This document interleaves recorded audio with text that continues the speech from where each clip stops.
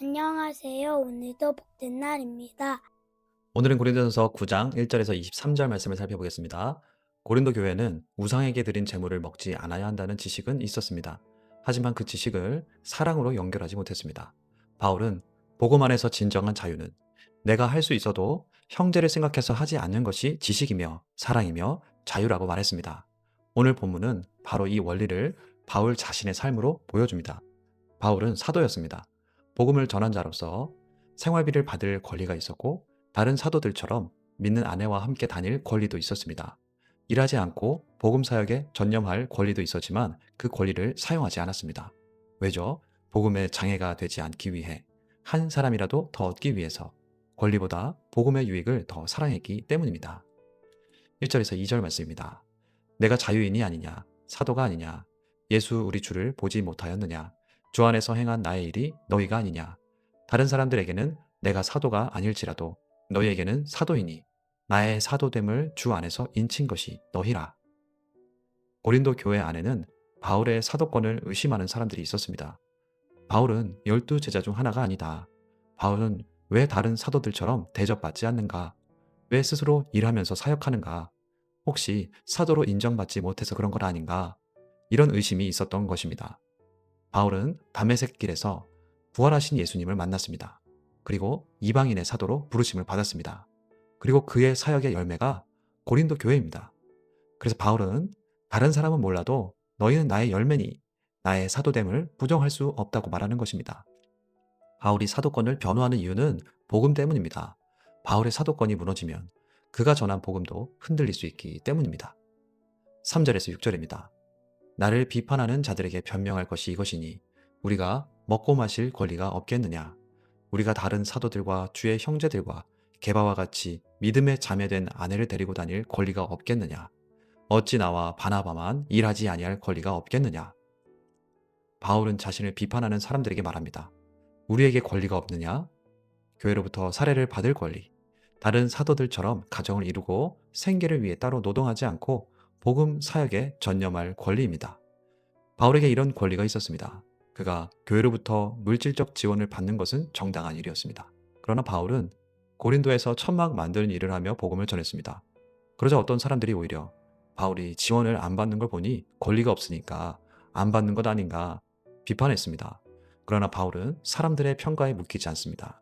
그는 자신에게 권리가 있다는 것을 분명히 말하고 권리가 있는데 복음을 위해 내려놓았다는 것을 보여줍니다. 7절에서 14절까지의 말씀입니다. 누가 자기 비용으로 군 복무를 하겠느냐? 누가 포도를 심고 그 열매를 먹지 않겠느냐? 누가 양떼를 기르고 그 양떼의 젖을 먹지 않겠느냐? 내가 사람의 예대로 이것을 말하느냐? 율법도 이것을 말하지 아니하느냐?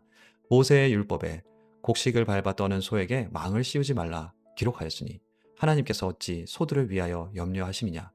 오로지 우리를 위하여 말씀하심이 아니냐? 과연 우리를 위하여 기록된 것이니 밭 가는 자는 소망을 가지고 갈며 곡식 떠는 자는 함께 얻을 소망을 가지고 떠는 것이라. 우리가 너희에게 신령한 것을 뿌렸은즉 너희의 육적인 것을 거두기로 과하다 하겠느냐? 다른 이들도 너희에게 이런 권리를 가졌거든 하물며 우리일까 보냐? 그러나 우리가 이 권리를 쓰지 아니하고 범사에 참는 것은 그리스도의 복음에 아무 장애가 없게 하려 함이로다. 성전의 일을 하는 이들은 성전에서 나는 것을 먹으며 제단에서 섬기는 이들은 제단과 함께 나누는 것을 너희가 알지 못하느냐? 이와 같이 주께서도 복음 전하는 자들이 복음으로 말미암아 살리라 명하셨느니라. 바울은 자신의 권리가 정당하다는 것을 여러 비유로 설명합니다. 군인이 자기 돈으로 군 복무하지 않습니다. 포도원을 심은 사람은 그 열매를 먹습니다. 양떼를 기르는 목단은 그 젖을 먹습니다. 일하는 사람은 그 일에서 공급을 받을 수 있습니다. 그리고 바울은 구약 율법도 인용합니다. 당시 곡식을 탈곡할 때 소가 곡식을 밟게 했습니다. 그때 소 입에 망을 씌워서 곡식을 먹지 못하게 하면 안 된다는 것입니다. 하나님은 일하는 짐승에게도 먹을 권리를 주셨습니다. 구약의 제사장들도 성전에서 나는 것으로 살았습니다. 그리고 주님께서도 복음 전하는 자들이 공급받으며 사는 것을 말했습니다. 즉, 복음을 전하고 말씀으로 섬긴 사람이 성도들의 물질적 지원을 받는 것은 부당한 일이 아니라는 것입니다. 너무 당연한 이야기입니다. 교회는 복음의 일꾼을 귀하게 여겨야 합니다. 말씀을 전하고 영혼을 돌보는 일을 가볍게 여기면 안 됩니다.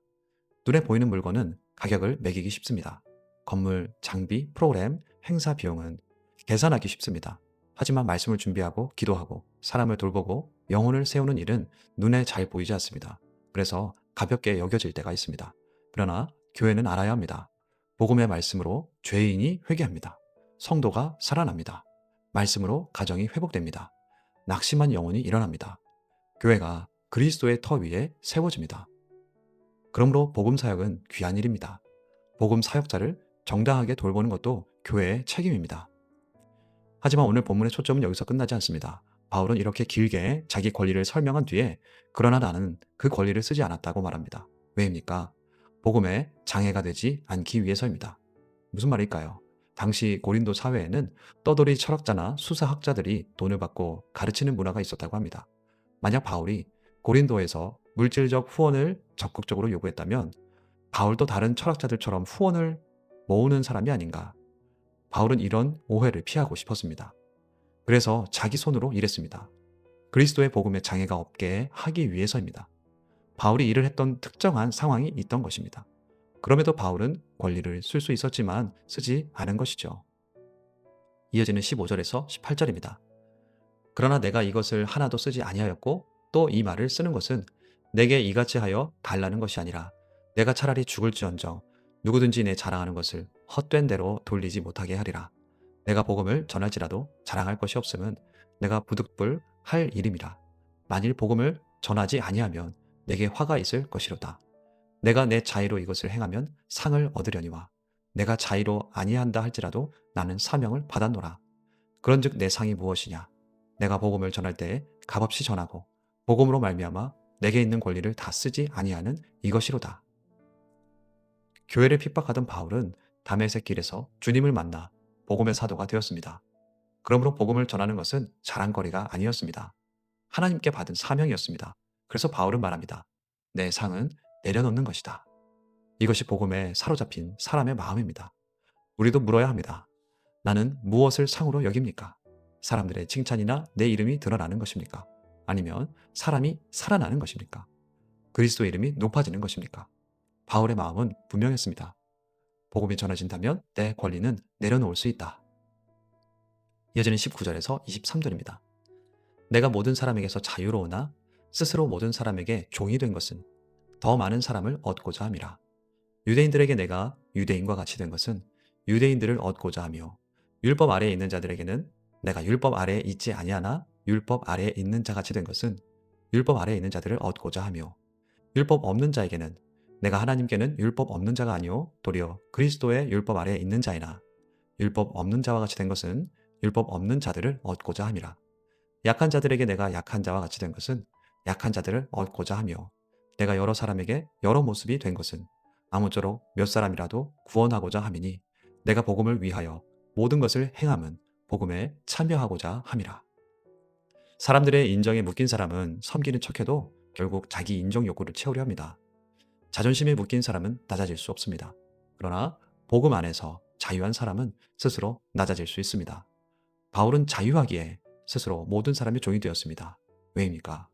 더 많은 사람을 그리스도께 인도하기 위해서입니다. 예수님이 그러셨고 바울은 그 주님의 길을 따라갑니다. 그래서 바울은 복음을 위해 유대인에게는 율법 아래 있는 사람처럼 되었습니다. 율법 없는 이방인에게는 율법 없는 사람처럼 되었습니다. 왜입니까? 그들을 구원하기 위해서입니다. 바울은 복음을 바꾸지 않았습니다. 그러나 복음이 사람에게 닿도록 자신을 낮추었습니다. 이것이 선교적 삶입니다. 복음은 절대 타협할 수 없습니다. 즉 예수님 외에 구원이 있다는 것을 절대 타협할 수 없습니다. 그러나 언어는 바꿀 수 있습니다. 내가 사람에게 다가가는 태도는 바뀔 수 있습니다. 바울은 그들의 언어로 말했습니다. 청년에게 복음을 전하려면 청년의 고민을 들어야 합니다. 믿음이 약한 사람에게 복음을 전하려면 기다려야 합니다. 상처가 많은 사람에게 복음을 전하려면 말보다 눈물이 먼저일 때가 있습니다. 예수님이 그렇게 하셨습니다. 바울도 그 길을 따라갑니다. 바울의 삶을 움직인 중심은 복음이었습니다. 권리를 쓰는가, 쓰지 않는가도 복음 때문입니다. 어떤 사람에게 어떻게 다가갈 것인가도 복음 때문입니다. 복음을 위하여 모든 것을 행한다. 우리에게도 이 고백이 되어지길 바라고 축복합니다. 이 시간 하나님 앞에 섭니다. 주님 내 권리와 자유를 복음보다 크게 여기지 않게 하시고 복음에 장애가 되지 않도록 사랑으로 절제하게 하옵소서. 주님 한 영혼이라도 얻기 위해 낮아지고 섬기는 마음을 주시며 복음을 위하여 모든 것을 행하는 삶을 살아가게 하옵소서. 기도하며 나아가겠습니다.